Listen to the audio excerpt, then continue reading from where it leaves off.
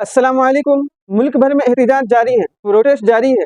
मुसलमान सड़कों पर उतरे हुए हैं कि वक्फ बिल को वापस लो, हम वक्फ बिल को रिजेक्ट करते हैं।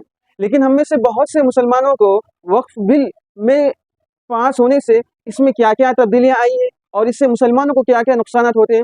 मैं मिसाल के तौर पर 5 कानून को 5 बतौर मिसाल के मैं आपके सामने रखता हूँ कि देखिए वक्फ बिल पास होने से कितना खतरा मुसलमानों के लिए है।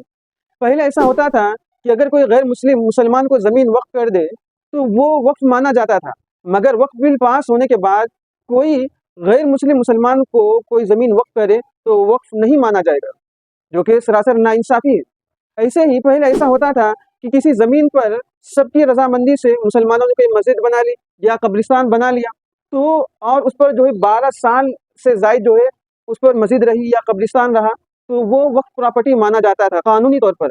लेकिन वक्फ बिल पास होने के बाद जो है अब भी वो वक्फ प्रॉपर्टी मानी जाएगी। लेकिन अगर वो गवर्नमेंट की ज़मीन मालूम हुई या उस पर किसी ने उस ज़मीन पर कोई केस कर दे तो फिर वो ज़मीन वक्फ की ज़मीन नहीं रहेगी। इसी तरह 1995 के दफ़ा 160 के तहत वक्फ प्रॉपर्टी को लिमिटेशन एक्ट से मुस्तस्ना रखा गया। लिमिटेशन एक्ट के तहत किसी भी जायदाद पर अगर कोई शख्स 12 साल या उससे ज़ायद उस पर कब्जा करके रहे तो वो उसका मालिक बन जाता था। लेकिन अगर वक्फ प्रॉपर्टी पर अगर कोई 12 साल से ज़ायद जो है कब्जा करके बैठे तो वो उसका मालिक नहीं होगा। मिसाल के तौर पर अंबानी जो है वक्फ प्रॉपर्टी पर जो अपना घर बनाए हुए हैं, तो वो चाहे 12 साल तक रहें चाहे 22 साल तक रहें, वो उसके कानूनी तौर पर वो उसके मालिक नहीं हो सकते।